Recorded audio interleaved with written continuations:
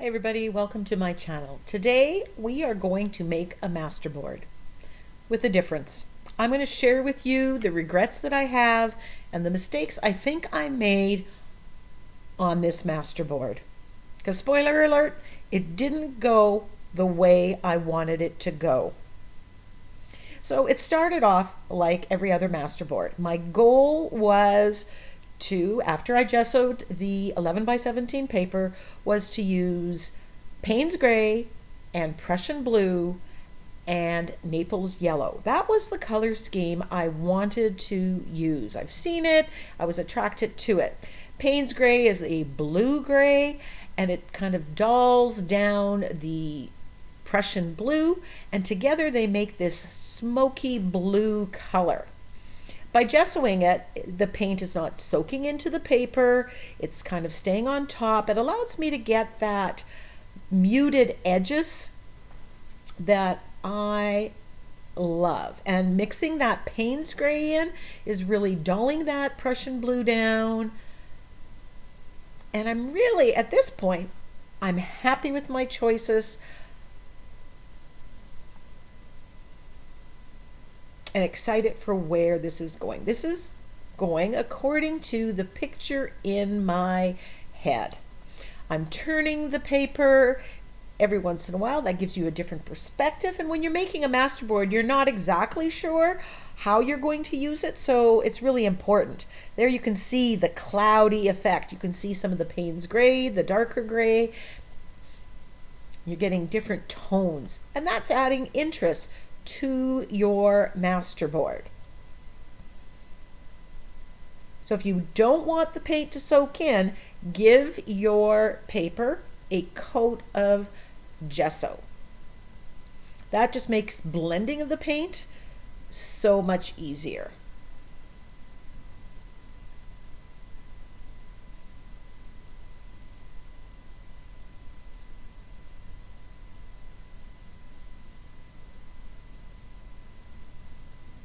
This is kind of reminding me of a night sky. Definitely my happy place.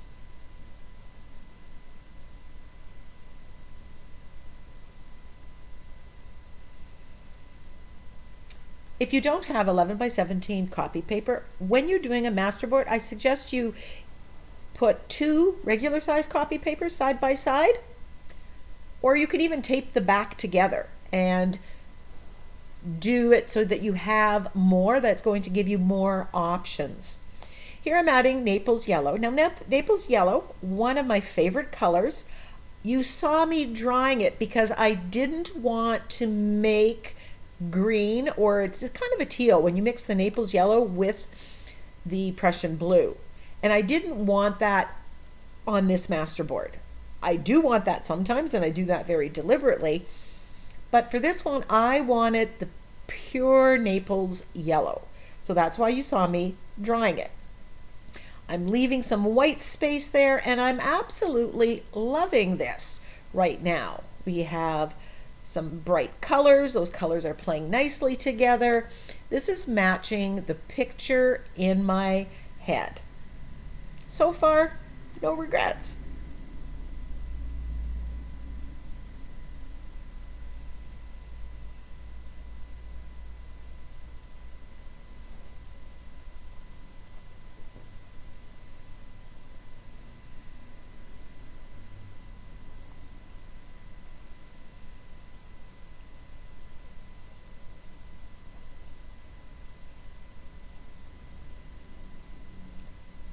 So now I wanted to add some stamping, and this is a stamp set from Stamperia. It's by Vicki P, and I think it's the Happiness Center, but I love this stamp set. I'm putting some black acrylic paint on the gel plate, and then I'm going to brayer it onto the stamp and then stamp with it. Now I've put it on the block here, and what that gives you is basically you get the whole imprint of it. I think next time, one of the things that I might change would be to not put it on the block and stamp so you have different sections. You don't need a perfect stamping. here. But I'm loving the look. That black stamping is adding a lot of contrast, more so than if you used archival ink. That's why I like using acrylic paint. But you need to spray it with the Murphy's Oil soap mixture and clean your stamps when you use acrylic paint on them. There's the compass on this, so I'm going to use that, and I'm going to continue stamping with black, adding some more pattern motifs into the background. The brayer that I'm using is the Ranger, I think it's 2.5 inch brayer. I love it for this application. And right now I'm loving the look of this. It looks very sea themed or ethereal universe, and I'm loving the look. I've got the white space, you've got contrast, you've got interest. So I wanted to add a little bit more stamping. So this is another stamp from that same stamp set, and I'm putting some of the Naples yellow on the blue areas, adding some more interesting mark making, and I'm still loving this.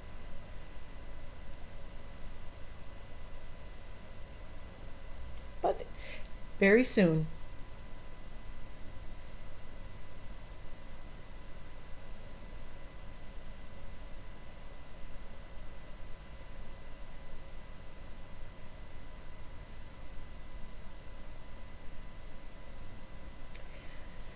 So I wanted to add a little bit more, so I decide, I'm going to add some burnt sienna. Now, don't get me wrong. I'm using a Mandela stencil here, and I'm only using that one portion. I love burnt sienna with these colors. And I love this stencil and the mark that it is making. And I really, I didn't want to really introduce the burnt sienna. I think that wasn't part of my original plan, and that's where this masterboard starts to get derailed. But just adding it there, and the other thing I think I did wrong here, I started treating the masterboard as if it was an art journal page, setting up the composition. I grabbed this and stamp and stamping with it, but it's an old stamp and I think it's brittle and it wasn't stamping very well. So it really didn't give me the effect. I think maybe the scale of it was a little too big.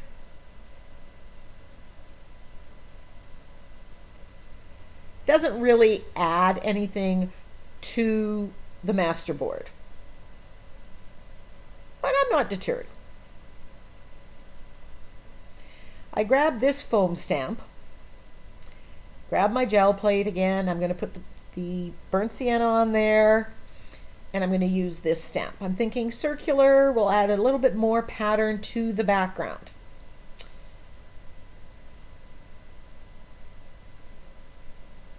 It doesn't seem to go with the feel of where I was going with the page. It was kind of like a night sky, ocean, ethereal. This is kind of floral, a little bit more delicate.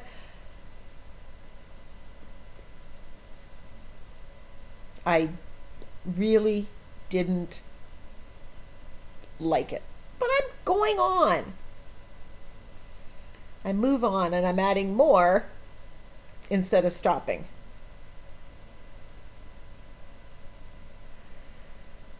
Since I didn't like this right now, I wanted to knock it back. So I grabbed some of my thick gesso and I'm spreading it on this glass plate. And this is one of my mark makers. It's a sink liner. And I'm going to stamp on it. This is adding texture to it. It brings back some contrast. It's knocking back some of that burnt sienna.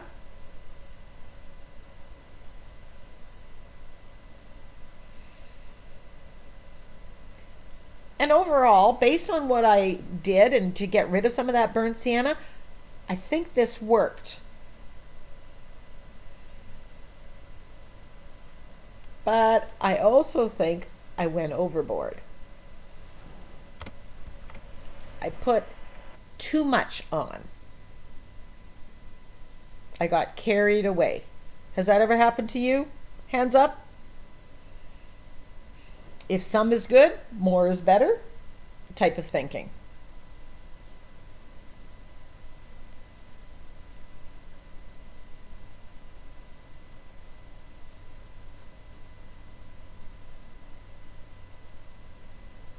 Then I grab my ink stamp and my script stamp, and I'm going to add more markings because overall I'm just not happy with what is, and I'm trying to save it. I want to knock back some of that, but what I'm doing here and in the next couple steps, well, you'll see. So I add the stamp.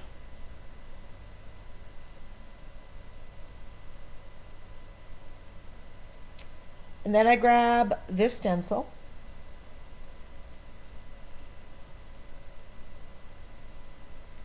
And I'm using the Naples yellow and going over the blue.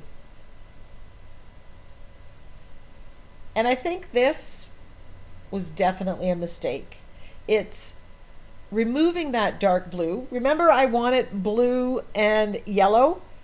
Right now, with all the things that I've done, the blue isn't featured.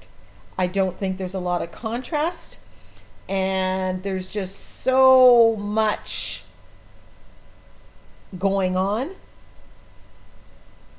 that there's nothing going on. It's muddled.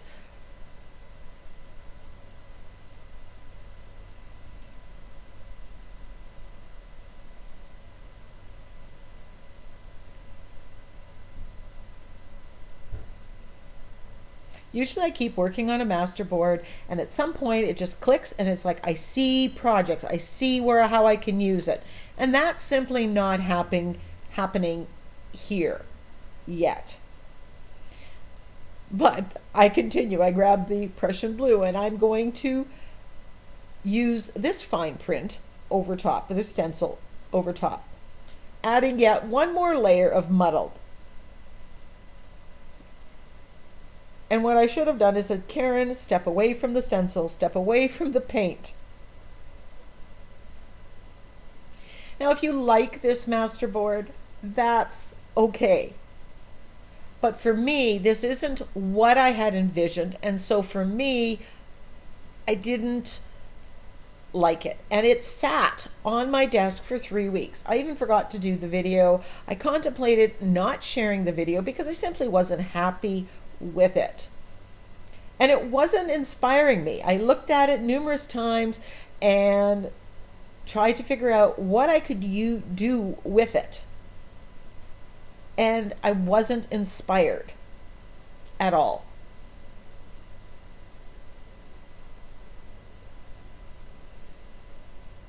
Yeah, Karen, splattering it with gold is going to save it. You can't blame a girl for trying.